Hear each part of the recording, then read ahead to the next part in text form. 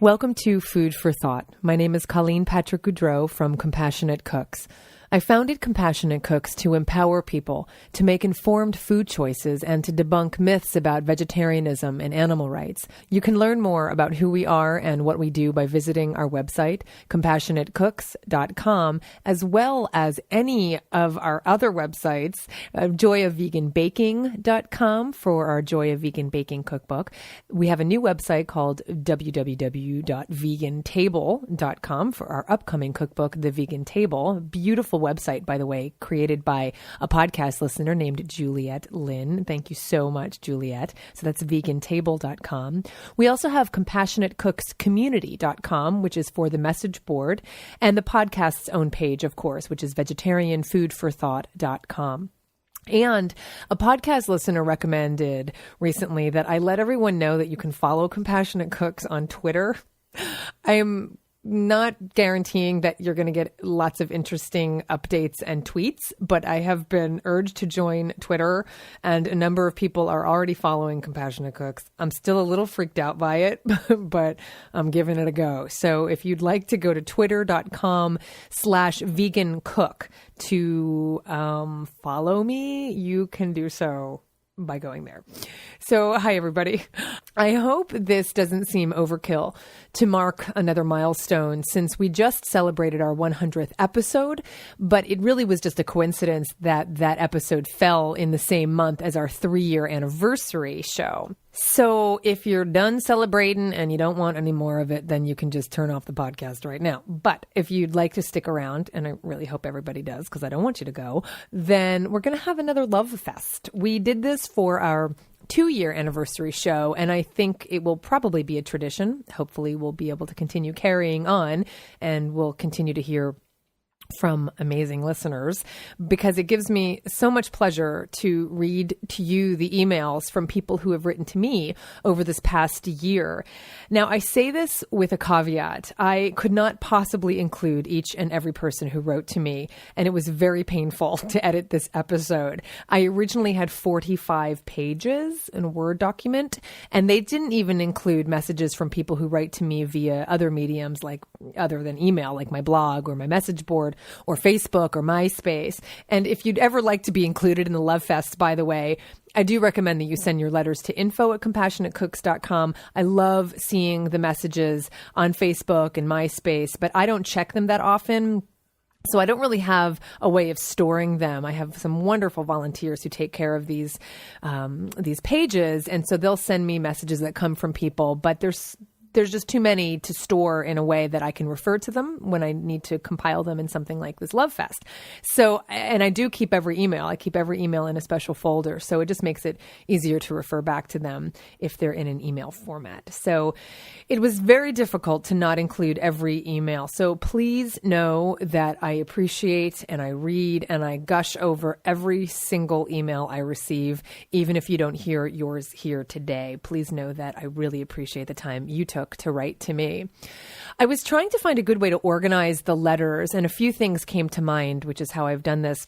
One thing that came up as I was reading these letters is that this gives me an opportunity to thank all of the monthly sponsors. A number of the letters I'm going to read are from people who decided to sponsor the podcast every month, which you can do as automatic payments set up through PayPal. So you can go to the sponsor page at compassionatecooks.com and do that.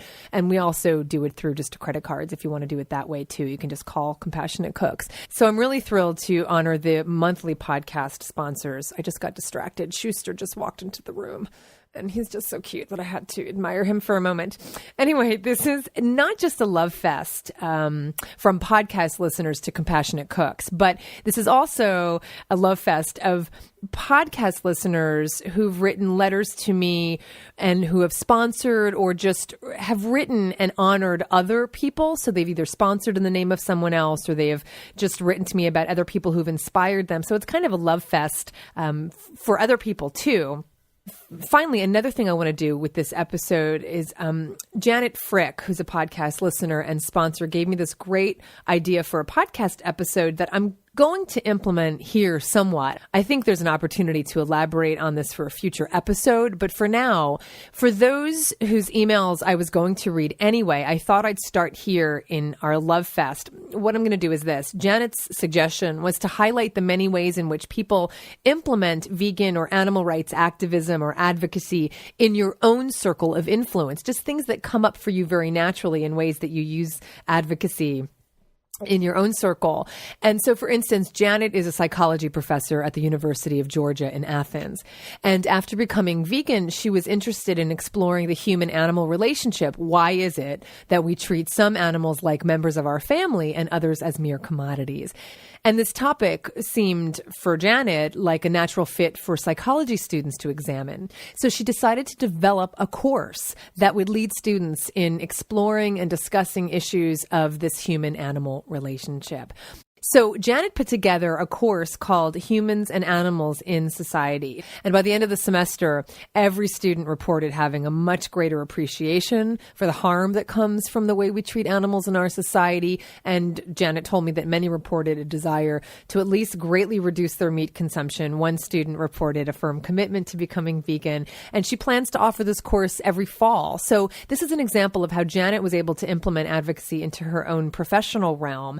And what's neat is that some of the listeners' emails that have been sent to me just kind of naturally include examples of things that they're doing in their own lives to spread the word. With just a little creativity and thought, it's really easy to find ways to be active in ways that already correspond with your job or your hobbies, etc. So that's going to come up very naturally when I read some of those letters and pay attention to those that might give you inspiration to do it in your own lives. So we've got a variety of letters from people who found the podcast for a variety of reasons and who kept listening for a variety of reasons, from people who listened and started a journey towards becoming vegan, or who carried their journey from vegetarian to vegan, from people whose joy about being vegan was renewed, and from people who feel connected and empowered and inspired through the podcast. We have letters from people who have learned effective ways to communicate their values of compassion, and from people who just find peace and solace knowing that they're living their truth and they're not alone. It's very difficult to express how much it means to me that the podcast has affected so many people in so many ways. It's just a testament to the power of truth, and it's my pleasure to share these letters with you. So let's begin. The first letter is from Julia in Victoria, British Columbia. Julia wrote, "When I first downloaded your podcast, it was merely because I felt I should be eating more vegetables. I had no interest in becoming vegetarian or vegan. But wow, little did I know the whirlwind of change that was to come from the first listen. I was addicted to your podcast quite immediately. Everything you said just made so much sense. I had to be true to my newfound knowledge. I had to be vegan. Quite honestly, I can't imagine a podcast more perfectly crafted to its task. I share the same sentiments as so many of your fans. You've changed my life, and I'm so grateful for all you do to help the animals. Thank you ever so much for enlightening me." Thank you, Julia. This is from Mike. "Just a quick and simple thank you for your podcast. I was just a normal, uninformed American guy raised on beef, pork, chicken, and potatoes, and wondering why my blood lipid profile got worse each year. Luckily, I found your show on iTunes this year, and while I still eat scant amounts of fish, meat, and dairy, I'm successfully weaning myself off these animal products. I was thrilled to get ideas from your podcast, and now I crave my healthy plant-based foods, many of which are on your favorite lists. My wife is slowly making the conversion to a more vegetarian and healthful diet too, and so are a few other family members. Putting animal ethics aside for a moment, the significant weight loss alone converting to a vegetarian diet makes a huge impact on people around you. This opens their eyes to a plant-based diet, seeing how much weight I've lost and my healthier look. I'm 48 and I've been carded several times recently when purchasing wine. Thanks also for mentioning Dr. Furman, as his Eat to Live book is fantastic. And thanks for getting the message out to average Joes like me, because you have turned me around and directly benefited my health and the well-being of animals that I no longer consume. I can tell from your voice inflections that you really do care a lot about what you teach us and that you practice what you preach. You are a winner in my eyes and have a true broadcasting talent.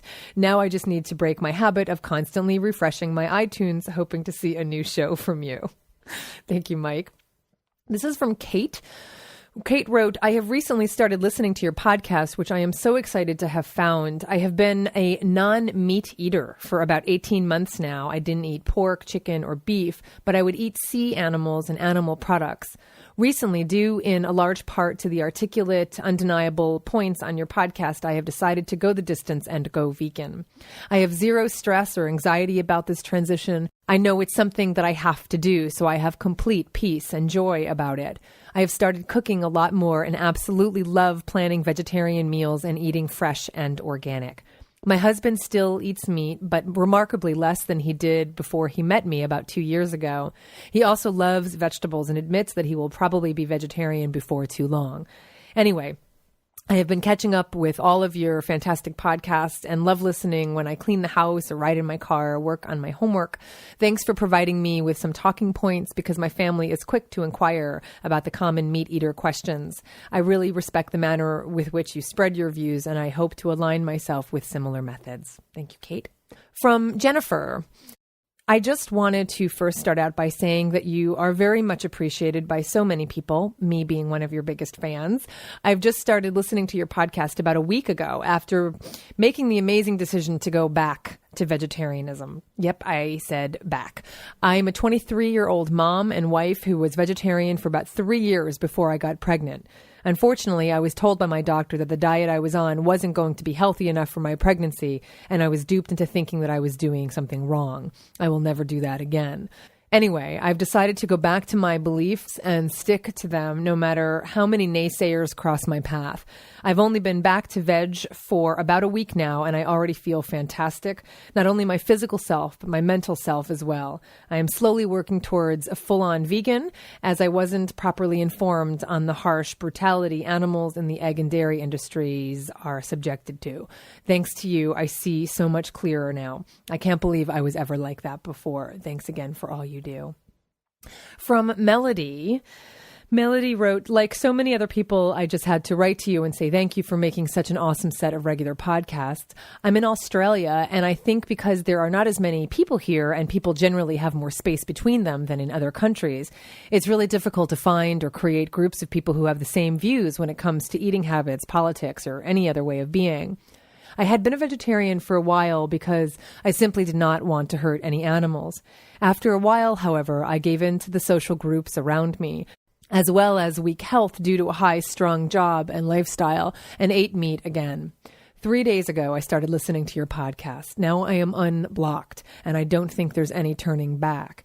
While I did have a fair idea of the torment we put innocent animals through to eat their flesh, I had no idea exactly how much torture they endured for our cheese or milk or any other animal product. You have opened my eyes. Thank you so much for giving me all the information I need to make my decision with no regrets, no doubts, and plenty of backup to support my actions. I really do feel better.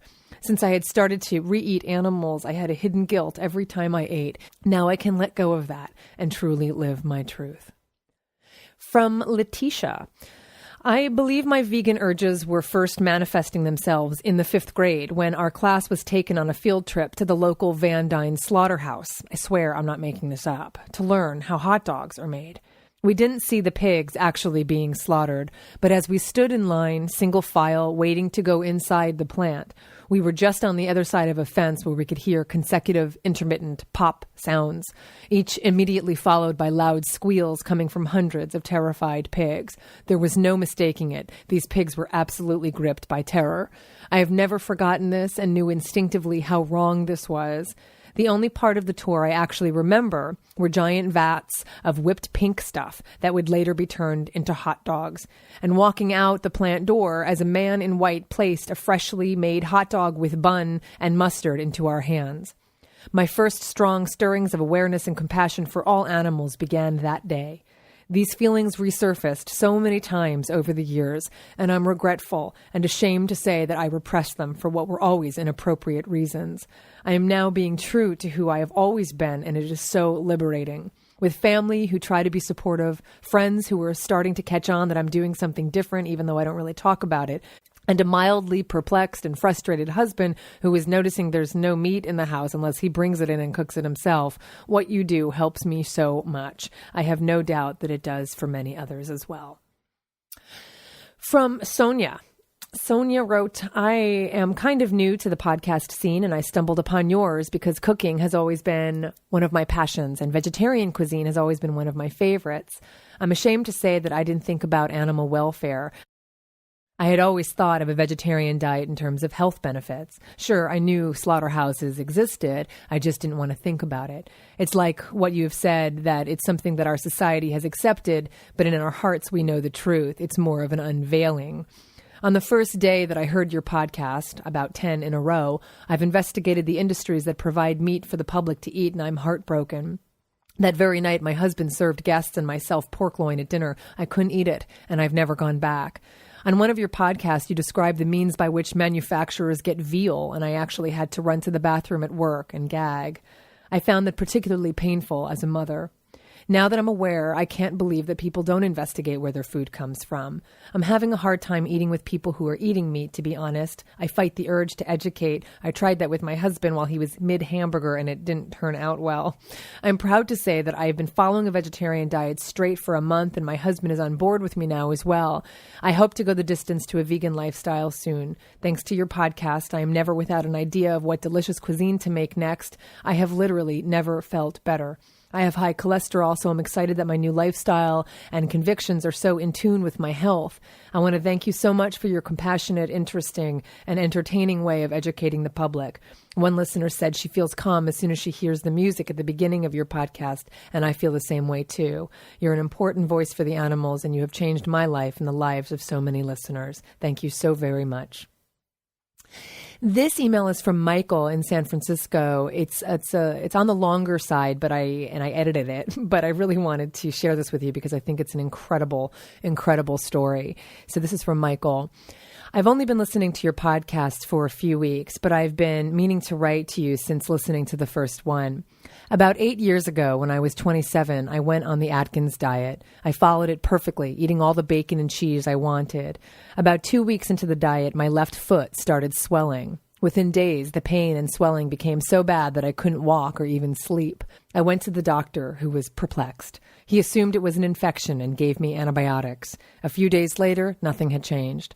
I happened to be talking to a friend of mine, a podiatry student, who asked me if I had changed my diet recently. When I told him I was on a high-protein diet, he told me to get off the stupid diet and the pain and swelling would go away. He was right. Unfortunately, I now have gout. I still have attacks on a regular basis. One was in my left knee and was so bad that I had to be off work for 6 weeks. During that time, I had to go to the doctor once a week to have fluid drained off my knee with a huge needle, which was just about the only thing that relieved the intense pain, albeit only for a short time. After a few years of suffering, I decided to stop eating meat, since meat has been shown in many studies to exacerbate gout. Nobody told me to. In fact, even my doctor merely said that it might be a good idea. Eliminating meat from my diet has helped immensely. For all these years, my main protein sources have been eggs and cheese. I literally ate these foods almost 3 meals a day, every day. A few weeks ago, I met someone at a social event, and the topic of my vegetarianism came up. He asked if I was vegan, and I quickly said no. He asked me why I drank milk, and I told him the usual answer is good source of calcium, I could never give up cheese, etc. He told me he had recently read the China study and recommended it to me. He left me with just one final thought that I couldn't shake. No other species on the planet except humans drinks lactation fluid after being weaned, and no other species drinks another species' milk. This blew my mind that I had never thought about this before. Yesterday, I started reading that remarkable book. Over the years, people have had mixed reaction to my not eating meat. Most people are confused by it, and many have teased me. I've usually gotten out of being teased by telling people that I don't eat meat for health reasons. When people rolled their eyes at hearing that I was vegetarian, I frequently countered, "Oh, I'm not that kind of vegetarian." Colleen, I'll never be able to say those words again. When I searched on iTunes for food, your podcast was among 3 or 4 that came up. After listening to the first podcast that day at the gym, I stopped eating dairy and eggs. Hearing the truth you spoke about the treatment of animals, even in supposedly humane farms, changed me forever. I cannot in good conscience continue to support that violent and destructive system. Few things in my life have ever felt this right. I am unapologetic and proud to eat a plant-based diet, and am finding flavors in foods I never knew existed. I cook for myself for every meal now. Who knew I could be a good cook? I go to the gym several times a week and always listen to 2 or 3 of your podcasts each time, and have renewed energy. I'm losing weight without counting calories. I lift weights and I'm gaining muscle. But even more important, not eating animals is consistent with the way I already lived my life, consistent with my beliefs about nonviolence and human rights, about compassion and reducing suffering in the world. I can't believe it took me this long, but I'm so grateful that I finally got it. Colleen, thank you for doing this work. Thank you also for tying in this topic to other crucial topics such as food politics and the inequality of food distribution. Thank you for doing it with your amazing sense of humor and your humility. Thank you also for reminding us that we don't have to try to be perfect, and we can share that with others when we're criticized for choosing to reduce suffering by not eating animals. One final note. Unlike other people who have written to you, I have not been a lifelong animal lover. I don't have pets now, and frankly, usually don't like other people's indoor pets. My veganism is not a progression of affection for animals. It's a progression of belief in justice. However, I now cannot pass a dog walking down the street with its human companion without stopping to admire or pet him. This has opened up a whole new appreciation for non-human animals, a newfound love of cooking, a voracious passion for learning about nutrition, a broadened perspective on food insecurity, and an unleashed love of animals. All unexpected changes in my life, all because of your work. Thank you. I think that's a pretty amazing story.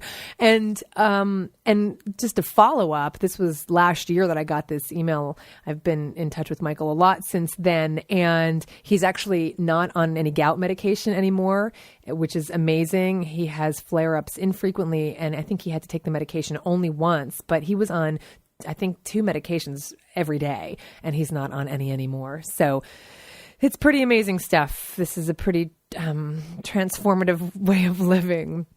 So thank you, Michael. This is from Sherry in Chico, California, which is actually not far from Farm Sanctuary. I've been a lacto-ovo vegetarian for the last 5 years and became vegan 3 months ago. All of your work, your website, your cookbook, your CD, and your podcast have played a huge role in inspiring me and supporting me on this path. Now that I'm vegan, I feel such a sense of peace and joy in my being. I feel that I'm completely living my truth in harmony with my soul. Nothing compares to this feeling. But as you have said, it is not a feeling you can describe. You have to experience it. I just wanted to let you know how much your work has meant to me, and I know it will continue to mean to me. Your words are affirming and uplifting, and you touch many lives. Thank you so much. You have my utmost support. From Rachel. Rachel wrote, I wanted to let you know how you have made a huge difference in my life. If it were not for finding your podcast, I'd still be lost in both trying out new foods and defending my decision to become vegan. It was hard enough for my family, friends, and coworkers to deal with me becoming vegetarian almost 2 years ago, but I was not prepared for the backlash when I became vegan a little over 6 months ago. Despite all the conflict, it has been the best decision I've made in my life. I can't believe I lived for so long with blinders on to the truth about where my food comes from. I've been an animal lover and defender ever since I could walk, rescuing everything from turtles to birds, cats, and dogs, but never realized how I participated daily in the cruelty to farm animals. Although it took a long time for me to eliminate the rest, dairy and eggs, I finally just woke up one day and decided that was it for me. Soon after that, I went on a reading rampage, and when I couldn't find anything else, I started to search the web and found you. Thank you for being such an inspiration to everyone. This email's from Lydia. Thank you for your podcast. I became vegetarian over 10 years ago when a vegetarian acquaintance of mine expressed astonishment at my carnivorous habits after discussing my many dogs and cats with her. That same day, I filled my gas tank right next to a cattle transport, crammed full with loudly protesting and suffering animals, that stopped my meat eating dead in my tracks. Unfortunately, I became what you refer to as a junk food vegetarian. Now my partner and I are raising my 3 grandchildren. I never made the connection between the veal industry and the cheese we were eating until listening to your podcast. In the past, I've made several unsuccessful stabs at educating the children about where meat comes from but did not want to traumatize them even more. They've suffered through enough violence in their short lives that some information just seemed too graphic. With your podcast, you've given me the opportunity to share my truth peacefully with my children and my partner. You've given me the words and an attitude that works for me and my family. I told my 8-year-old yesterday that we would not be buying any more cheese. And when she asked me why, I explained the connection between baby cows, milk, and cheese. I was astounded when she, the ultimate cheese lover, said, "That is so unfair that people do that to cows." Then she asked if there was fake cheese. She's familiar with quote unquote fake meat that did not harm the animals. And I told her that I had already ordered some just for her. Your podcast has inspired me to eat a whole food and vegan diet and to teach my little family that our appetites do not have to hurt our animal friends. So far, they are listening and enjoying your delicious recipes. This is from Anthony. Anthony's subject line was, "I'm mad at you." And so the body of the email said, "So why am I mad at you? Because you're vegan." And it makes sense. And I don't want to give up ice cream or pizza. I've been vegetarian for 8 years. My son, age 7, has never consumed meat other than marshmallows, and it would break his heart if I told him there was meat in them. As I listen to your podcast, it's becoming clear that it's time for another life change for the animal's sake and for my health. Veganism seems so difficult. I live in beef country, and it's hard enough to eat vegetarian, although I have never been tempted to eat meat. Going vegan seems impossible, so I will continue to listen to your podcast with my son, he loves it, and work on becoming vegan. Thank you for your wonderful podcast, and I'm still mad at you. Thank you, Anthony. Hope you're doing well. This is from Jason in Arkansas. Jason wrote, "Your podcast has given me a lot to think about. When I started listening, I was a new lacto-ovo vegetarian, mainly for health reasons. After listening to a couple of episodes, I began to realize that it was more than my health at stake. It was the lives and quality of life of countless sentient beings. I saw that the changes I had made took a sizable bite out of their collective pain. After listening to a few more episodes, I realized that I had the opportunity to do even more for them. There was no question that becoming vegan was not only a better answer for my health, but also the morally right answer. The change to a vegan diet was quick and relatively painless, and I have no regrets. You've inspired me to live in a way that's consistent with my values, and I cannot begin to express the full depth of my gratitude." Thank you, Jason. Okay, I'd like to continue, but Schuster is hindering my efforts to do so. Schusty, what's up? Okay, he's rubbing against the microphone here, and I'm trying to dissuade him. This is from Melissa. Melissa wrote, "I live in White River, South Africa. I've been vegetarian for about 10 years now, as has my husband, and my mother has been vegetarian all of her adult life. She's 65. I am 35. None of us eat eggs, so that has made us lacto-vegetarian, I think. Anyway, I have a vegan friend who's been trying to convince me to be vegan for ages. And at times, I have to admit, the friendship came under severe pressure because I got fed up with the constant barrage of hate speech about suffering and cruelty and, quote, people who care more for elephants than cows.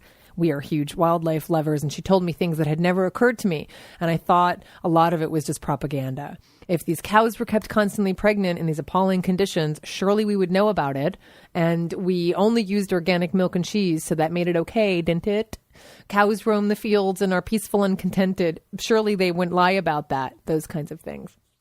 Then my husband became ill, and we could not understand why.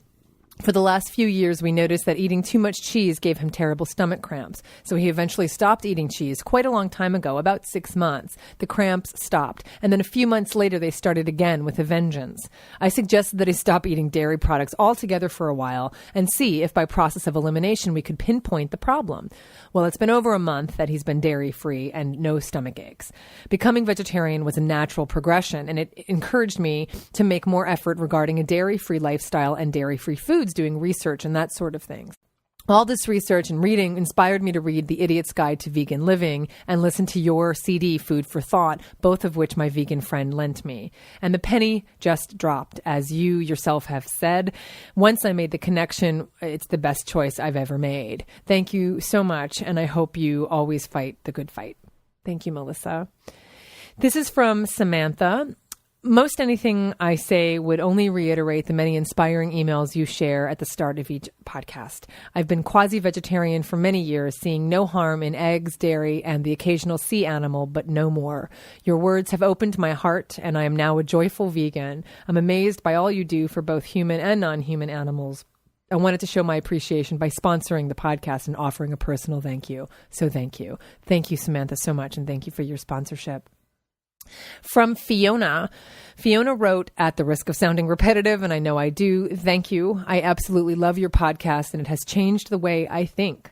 I wish there were a way I could say that and sound at least a little bit different than everyone else.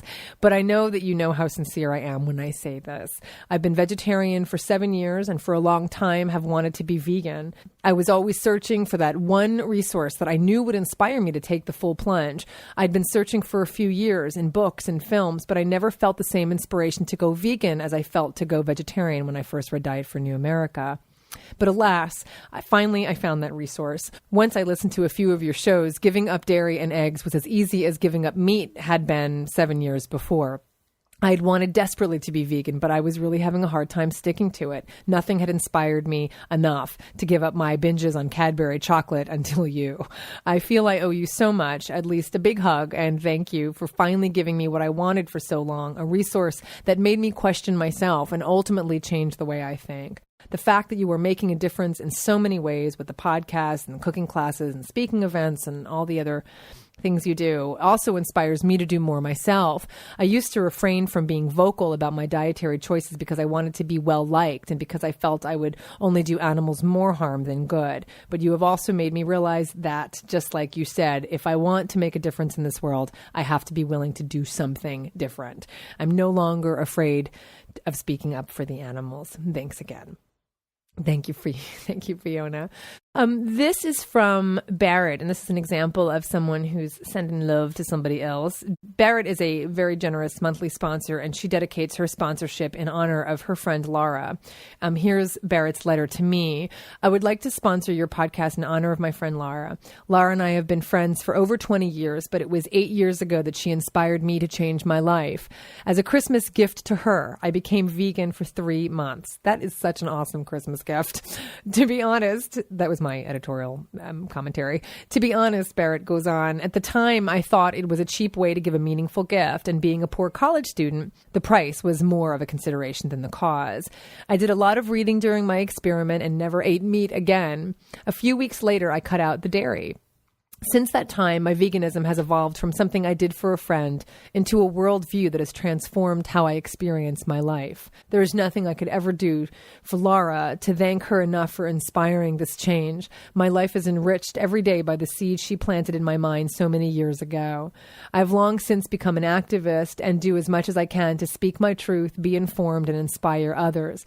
I came across your podcast on a day when I was feeling completely overwhelmed by all the suffering and frustrated at my inability to do anything about it, not uncommon among activists, especially when we're sleep deprived. Like many of your listeners, I became hooked. Our walks together, you on my iPod and me on foot, became a daily meditation, something I don't sacrifice even in the rain. Thank you for providing a place for me to go, to remember that there is more to this worldview than a constant confrontation of suffering, for reminding me that there is such great joy in being vegan. Laura's empathy towards animals is boundless and always has been. She's the kind of vegan who, when she walks down a path, birds fly near her and deer come up to greet her. But she does not always remember to look upon herself with the same tenderness. It's easy to forget to protect yourself from harm and not consider the pain you inflict upon yourself. But it's important to remember that the other animals are depending on you to take care of yourself so that you can be their voice. And she's speaking to Laura here. You deserve the same compassion from yourself that you extend to them. I decided to be a sustaining sponsor in your honor instead of making a one-time donation as an ongoing reminder that even if I don't see you, I love you. Even if we don't talk every day and thousands of miles separate us, as if I were your pulse, I am always here.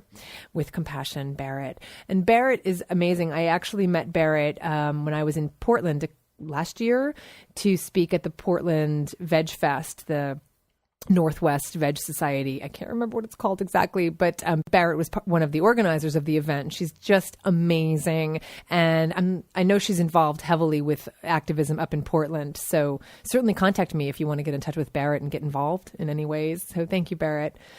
This is from Andrew, who wrote to me. My name is Andrew, and I have sponsored one of your podcasts as a birthday gift for my wife, Elena. I was hoping to express my thanks to her through you, as she is an avid fan. We met as teenagers, and even then she was vegetarian. I quickly became one myself, not because she had convinced me through any arguments or had keenly pointed out any statistics, but through example. She has shown me that being a vegetarian is much more than merely not eating animals, but rather it is about living a more compassionate life. I can't express how she's had an impact on my life. Without her, I'm afraid I would never have opened my eyes to the world and the things that happen in it. Together, we're raising our 4 vegan children, and with her help, they will grow to be loving and compassionate adults. It is more than I can put into words how grateful I am that she has been a part of my life. Suffice to say, thank you, Elena. Thank you so much.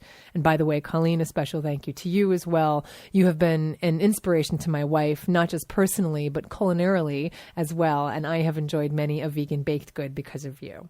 Thank you so much, Andrew. This is from David to Kadri. I'm sponsoring this podcast for my wonderful wife, Kadri. She's the reason I'm vegan today and has been such a huge inspiration to me. Kadri has enriched and changed my life towards compassion for all and especially for all animals. She continues to lead by example to everyone she meets and is one of the reasons why this world becomes a better place every day. Colleen's podcast and friendship has also been one of the major influences on Kadri's life and decision to become vegan. So dedicating this podcast sponsorship in her name is the greatest gift I could think to give her this Christmas. Thank you so much, David. Thank you, Kadri, for making this world a better place. This is from Jenna. Just wanted to send a quick thank you for your most amazing, fabulous podcast. As with every other listener, you too have changed my life. How thankful I am to you. I found your podcast on iTunes as I was searching for some vegetarian recipes, and voila, there you were. Since listening to the podcast nonstop for almost 4 weeks now, I'm in my 3rd week of being vegan. I feel amazing and happy. I have a purpose, which is such a big deal for me. Thank you for your honesty and humility, patience, and love of all creatures. You are an inspiration to all of us. I have to give a gigantic thanks to my neighbors and friends below me, Heather and Amy, vegans, who made me think about things in the first place. Without them, I would still be asleep. This is from Laura in Santa Cruz, who is a monthly sponsor. Thank you so much, Laura. And I've had the pleasure of meeting Laura a couple times, Laura. I feel like I've met you I know I've met you more than once. So yes, thank you so much for your support and your kindness. Laura wrote, I am writing to you to sponsor your podcast because of the incredible resource it's been for me. You've inspired me to speak my truth with compassion. You've inspired me to be active. So I've been involved in showing the film Earthlings for free in Santa Cruz. She's in California here for a few months now to raise awareness. It's been a wonderfully rewarding experience. I want to now give back to you for all that you have shared with us. I want to dedicate this podcast sponsorship to my incredibly intentional family, my beautiful partner, Bill, who I'm so fortunate to share this life with, and his truly amazing son, Evan.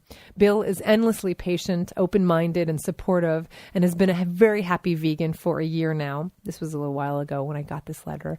We have grown together in conviction and compassion. His son, Evan, is very special to me and teaches me so much every day. He just turned 14 and has become quite a philosopher. He lives in 2 very different households that love him very much and navigates them with admirable diplomacy.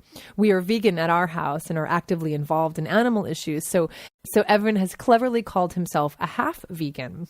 He's decided recently to be vegetarian. We have never pressured him to do this. We just live how we live and do so quite joyfully. He's always enjoyed the food at our house, as well as the lively conversations we have about these issues. So I wanted you to know how much your podcast has been helping me through this time with him. Your voice is uniquely reassuring and clear. I've gone back and listened to the Teen Vegetarians, Becoming Resensitized, and Speaking Your Truth episodes for support and insight. I've shared these episodes with Evan and hope that they will help him talk with others who may question his choice.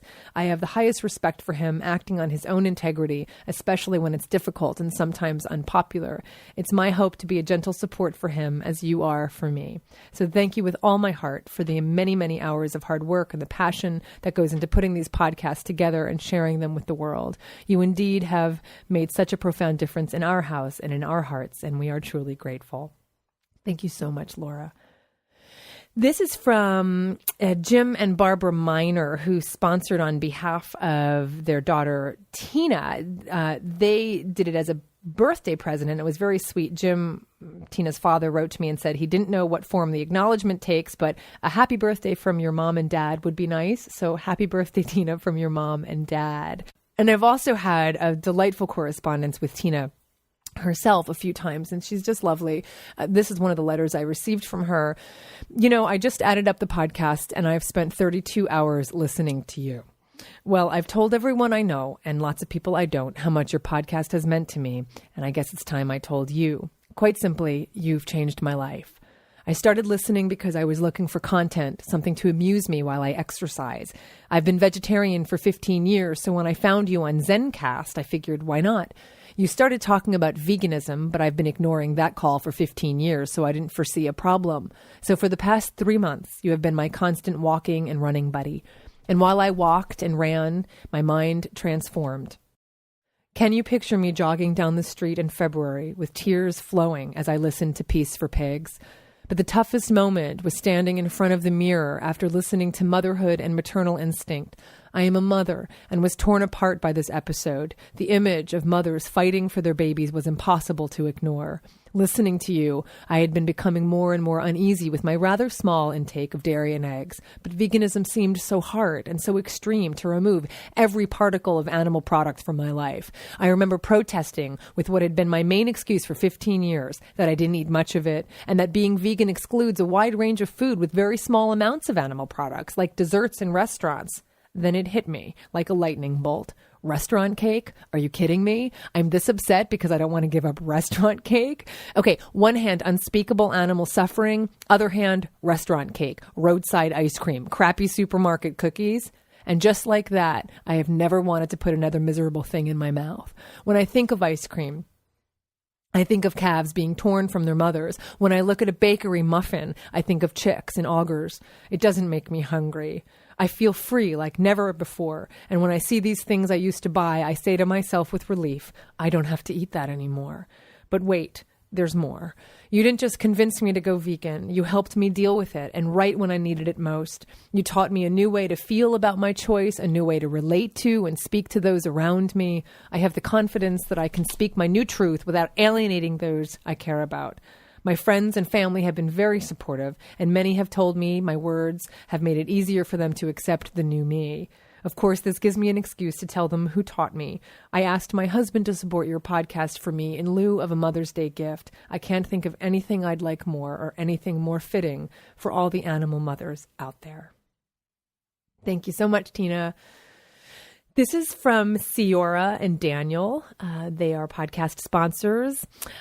From Ciora, I think it's from both of them, but one of them spoke, and I think it was Ciora who did. She wrote, I would like to start off by thanking you for the work that you do. Your podcast has changed the way I see the world. My boyfriend, Daniel, and I have been listening to your podcast for over a year now, and we've been vegan for about that same amount of time.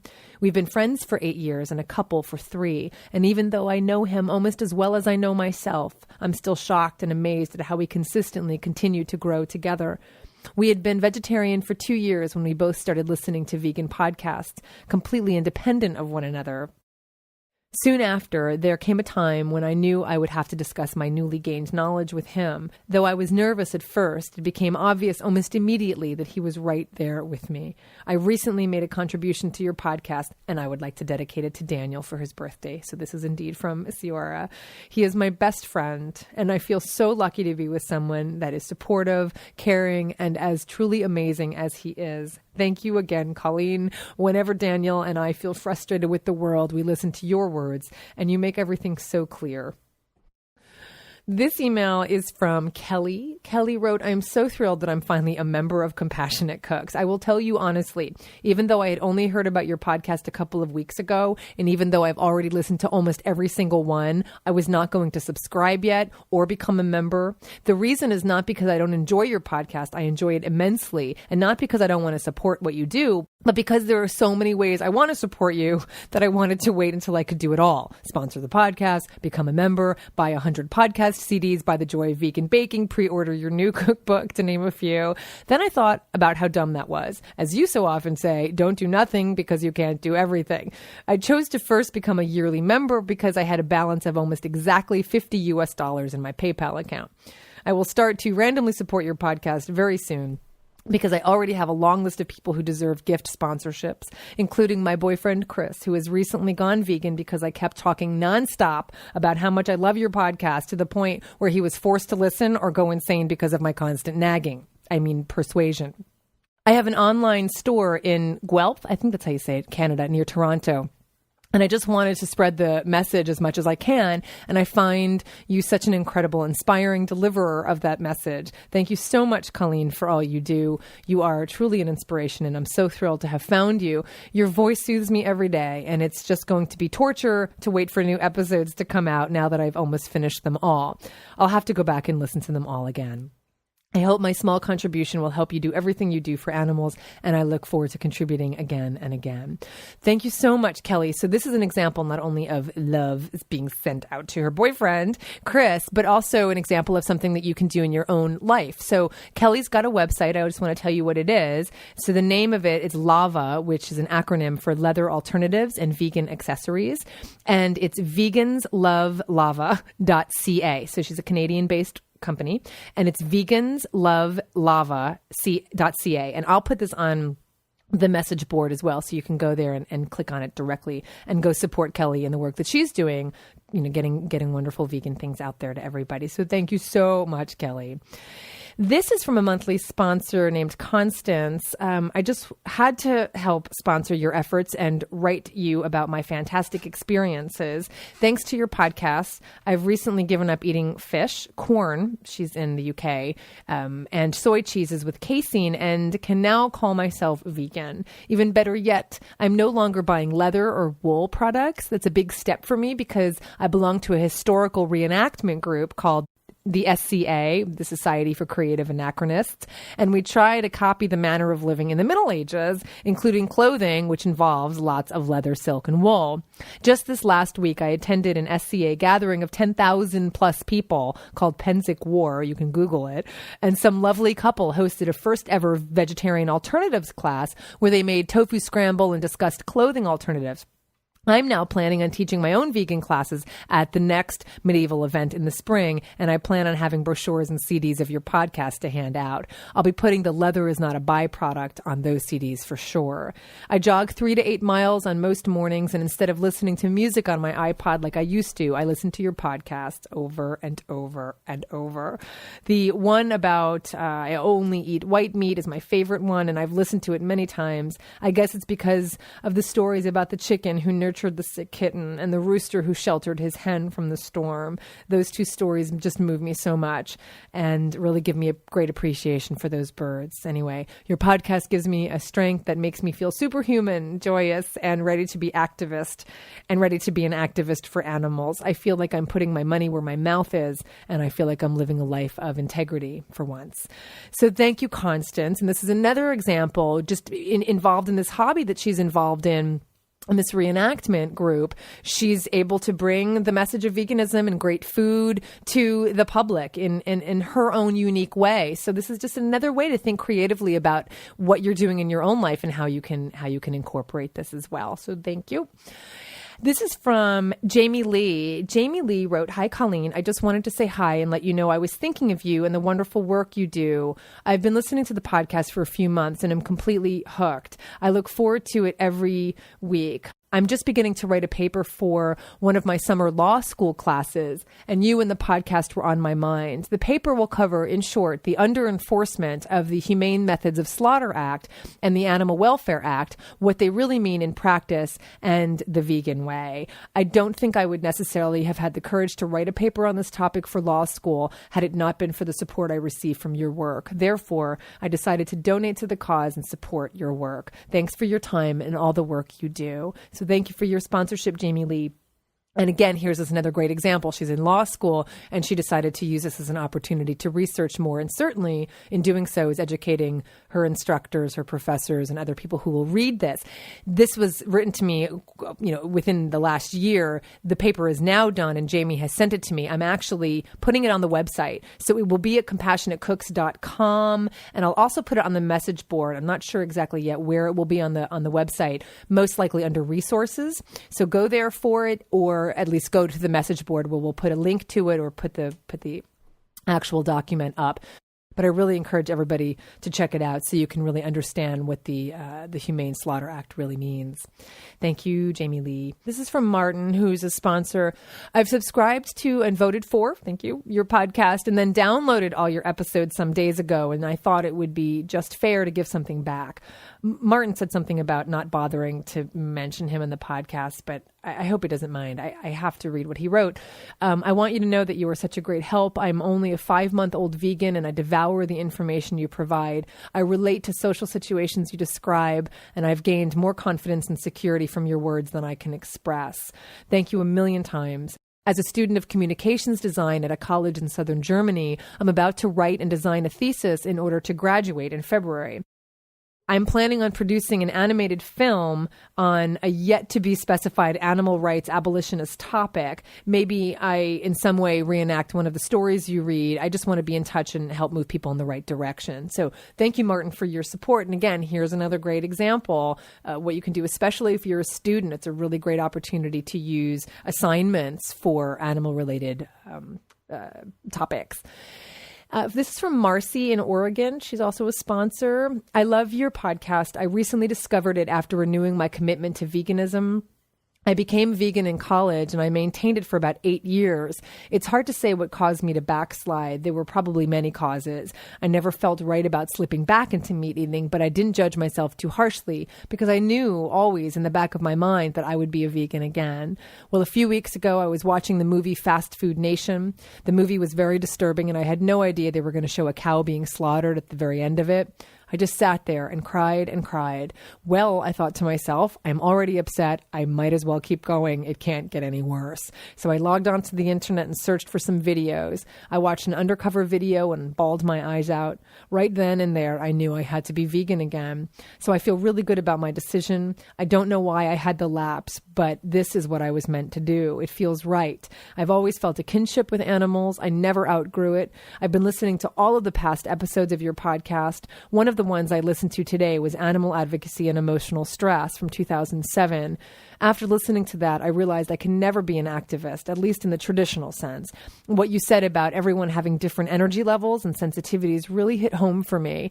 I get too upset when I read or hear about animal cruelty. I was depressed for days when I heard about the atrocities that Thomas Edison perpetrated on animals, especially Topsy the elephant. I was physically ill. I'm just too sensitive to continually confront this stuff. I don't want to live in ignorance, but I am very, very sensitive. It was way too upsetting for me. I'd like to add that I'm in no way implying that I care more about animals than someone who can shake it off quickly and get moving. I'm not saying that at all. It's just that I can literally feel the stress hormones squirting out of my glands and coursing through my body. I can't take it. So upon realizing this, I made the decision to sponsor your podcast. I don't have the energy or the strength to get up every day and deal with this. You are so articulate and eloquent. You have patience and grace in dealing with others, I'm sure. It comes across in your voice. I cannot do these things, but what I can do is support people who are able to do these things. And I guess in a way that is my activism. And that's great. I mean, that's just another example. Not everyone's going to be able to do the same kinds of things, but you can support the organizations and the people that you think are being effective. So love it. That's just another great idea. This is from Bailey. Bailey wrote to me, "Congratulations on your excellent podcast. As an agricultural economist who specializes in farm animal welfare issues, I have done a significant amount of research and thinking about these issues. I am not writing to congratulate you because of your activism, but because of the research that goes into your podcast. For the most part, everything you report is factually correct. You have an angle and an agenda, of course, and there's nothing wrong with that, but it's hard to say that you exaggerate much and impossible to find a mistruth. So for those of us who seek information on this issue, you're doing them a good service. Congratulations, and I will continue to listen. I too have learned from you." This is from Karen. I want to drop you a quick note to say thank you so much for the podcast. I've been vegetarian, vegan for the past 13 years and have been experiencing a little fatigue over constantly defending myself to my meat-eating family and coworkers. I started listening to your podcast about a month ago, and they've really helped me reconnect with the vitality and joy that comes from a vegan lifestyle. They're so well written and well presented, which can sometimes be a problem in podcast land. Keep up the good work. Thank you, Karen. This is from Stuart in Scotland. Stuart wrote, "I am 23 years old and in Scotland, and I bought my first iPod a couple months ago and looked into the selection of podcasts available from the iTunes store. Yours grabbed my eye, and I downloaded the current episode at the time and listened to it. Immediately after that, I downloaded every single episode. As a long-term sufferer of depression and anxiety, in part due to the state the world is in, I often have very low periods in my life where I can't see any good in the human race because I look and I see all this death and destruction everywhere. It's often a difficult world to be different in, even caring in. For a long time, I was bullied because I was different, because I was gay, or because I didn't eat meat at school lunches, because I seemed to care about people and animals while all the others only seemed to care about picking on them. Thankfully, high school is long behind me. In a very difficult time of my life, you and your podcast lifted my spirits. You reminded me at a time I needed it most that there are caring and loving, compassionate people out there, and that perhaps society and people can change and grow into something better. I think the work you do and how much you care is truly remarkable. And I thank you from the bottom of my heart. I hope that you are proud of the work you do and the person you are, because you should be. Thank you for doing what you do and for being who you are." Ditto right back at you, Stuart. Thank you so much. This is from Susan, who is a sponsor. "I get such joy from your podcasts. I feel that I'm finally coming to terms with who I really am on a spiritual level. Being vegan just feels right. Your words and suggestions on how to deal with all of the questions posed by others, the nutritional tips, and all other topics are of great help. I've always adored animals. I know I've not done enough for them, but have regularly donated to animal rescue organizations, animal conservation organizations, and animal rights group. About 5 years ago, I made the decision to stop purchasing cosmetics and cleaning supplies that are made by companies that test on animals. However, I continued to eat them. I rationalized that we're meant to eat meat, that it's just the way it is, but there's absolutely no reason that we should be torturing poor defenseless animals for cosmetic purposes. I did always think about becoming vegetarian, always felt that it was wrong to eat animals. During that 5 years, I worked doing medical research. I refused to consider any position in which the model organism was a mammal. How convenient and quasi-comforting to refer to a living, breathing, feeling animal as a model organism. That's what Susan said. I didn't say that. This lab's animal was the fruit fly. Again, I made excuses as to why it was okay to do this kind of work on flies. The main excuse was that my research could eventually be used to help humans. I, however, felt great sadness for those flies. I thought about the fact that we have no right to inflict pain on other animals for our benefit for any reason. I would occasionally also have nightmares. Finally, about 5 months ago, with other considerations as well, I decided I could no longer work in that environment. I could no longer do work at the expense of another living being. I have felt horrible about it and will not go back into the medical research field for that reason. I went through a long depressive period and know that a great deal of that depression had to do with the fact that I was not living my life through my beliefs. I was not being true to who I really am. I was not representing animals in the manner that I was intended to represent them. It's painful to think back on that now, but it drove me to this place. I only wish I had listened to myself much earlier.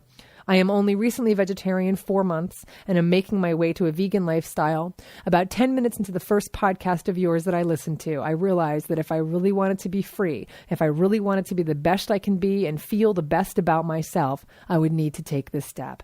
I want to be a representative for animals, for those who cannot speak for themselves. Thank you again for changing my life and the lives of animals. We're almost done, I promise. My throat actually can't take much more, but we're almost finished, and we have a few more wonderful letters. This is from Amy, who's a generous monthly sponsor. My life has been irreversibly changed. I am filled with serenity and peace, a peace I have never known. For as long as I can remember, I have struggled with this seemingly immovable self-loathing. Logically, I knew I was a compassionate, loving, and kind person, yet I could not perceive my own self-worth. Motherhood, evidently, magnified this perception. I surmised I should be this awe-inspiring role model that I certainly was not living up to.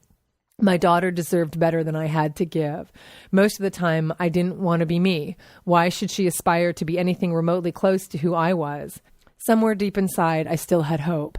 Lately, I had been feeling like I was on the brink of something remarkable. I even remember expressing this to my mother. Looking back, it gives me goosebumps. Who knew I was about to flood my life and spirit with the peace and joy I had always found so elusive?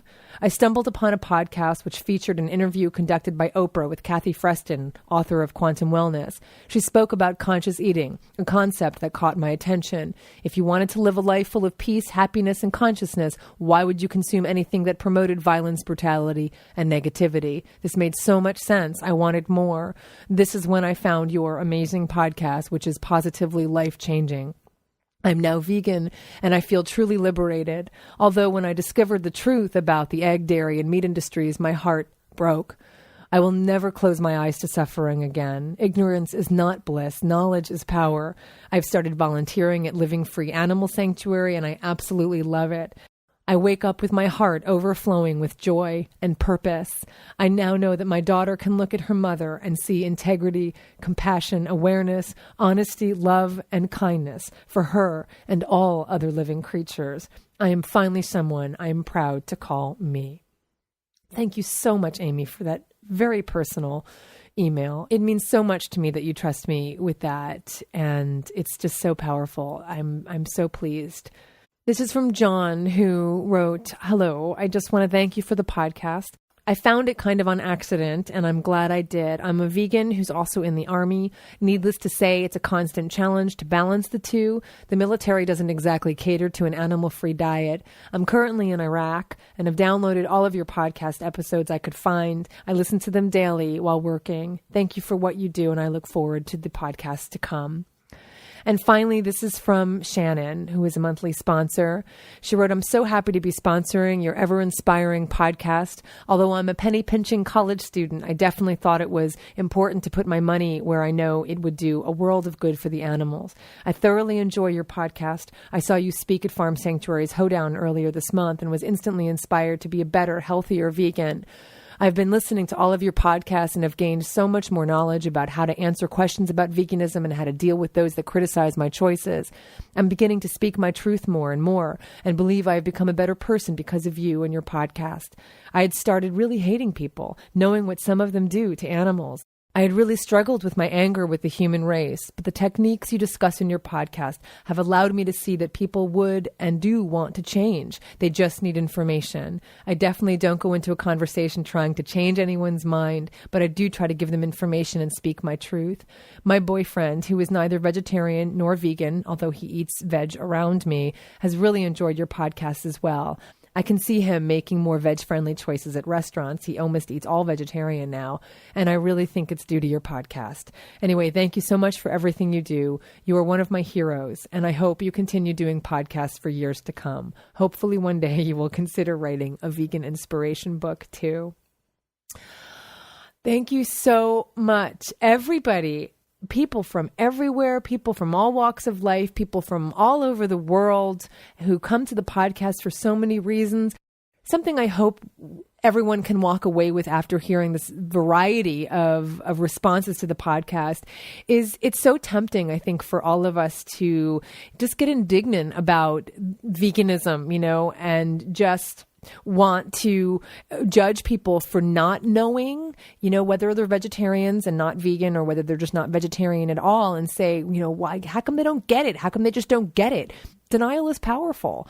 And it's just really amazing to me how many people who are conscious, kind, thinking people can just miss it because of the messages that we get from the society that really, really encourages us to be asleep. So I just really hope people walk away with the idea that people are not walking around trying to figure out how many ways they can be cruel and insensitive. They just don't know. And that's just so important for me to keep in mind. The more we can inspire and educate and advocate and do it in a compassionate way, the more people will continue to get it and to wake up. So thank you so much for enabling me to be a vehicle for this information. It just means the absolute world to me. I'm thrilled to meet all of you at the different cities that I'm speaking in. You can go to compassionatecooks.com and find out about upcoming talks in your area. And I thank you from the bottom of my heart for being dedicated listeners and regular subscribers and generous sponsors. Most of all, thank you for being compassionate, caring, kind people determined to do everything you can in this world to make it a peaceful place for all who live. I'm humbled by your grace. I'm inspired by your openness, and I'm moved by your generosity. With gratitude and humility, and on behalf of all the animals, this is Colleen with Compassionate Cooks. Thanks for listening and for changing the world.